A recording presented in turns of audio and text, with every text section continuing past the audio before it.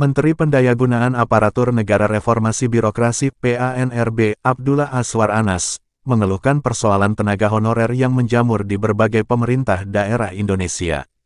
Hal ini pun menyebabkan kerja-kerja pemerintah tidak maksimal.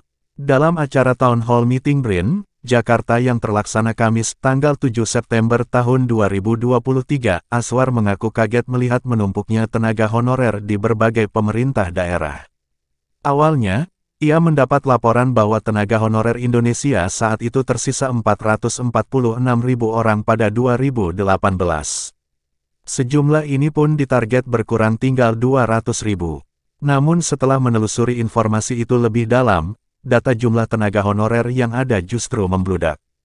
Saya masuk untuk memastikan penyelesaiannya seperti apa, ternyata bukan tinggal 200.000, jadi 2,3 juta orang. Ini problem, ucapnya disiarkan langsung di YouTube BRIN Indonesia ditulis Kamis, tanggal 7 September tahun 2023. Dalam prosesnya ditemukan fakta bahwa berbagai kepala daerah ternyata mengangkat tenaga honorer karena faktor kedekatan personal.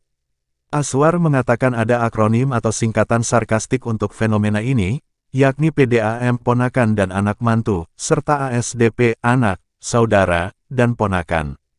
Ia menyimpulkan fenomena ini terjadi karena pemerintah sedang menggalakkan reformasi birokrasi agar kerja-kerja aparatur pemerintah lincah dan efisien. Salah satunya dengan mengeluarkan kebijakan tes nasional untuk mengangkat calon pegawai negeri sipil (CPNS). Padahal, ia mengatakan Presiden Joko Widodo sudah memberi contoh akuntabilitas tes ASN ketika putrinya, Kahiyang Ayu, gagal lolos tes CPNS pada 2017 lalu. Ini karena sistemnya CPNS sudah transparan, jadi menumpuknya di honorer. Di daerah ada kendala, ada sisa-sisa PDAM dan ASDP.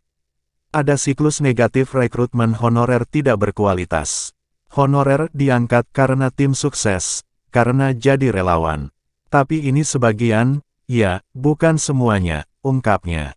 Kendati demikian, Azwar mengaku sadar betul bahwa para kepala daerah tidak bisa dipaksa untuk tidak mengangkat tenaga honorer. Menurutnya, semakin tinggi dikasih pagar pasti akan melompat, tegasnya. Oleh sebab itu, pemerintah pun mengeluarkan aturan agar tenaga honorer tetap dibuka. Namun dengan seperangkat aturan dan tes agar kinerja para calon tenaga honorer kompeten. Salah upaya tersebut adalah menerbitkan surat edaran SE terkait penganggaran bagi para tenaga honorer yang ada saat ini sampai 2024.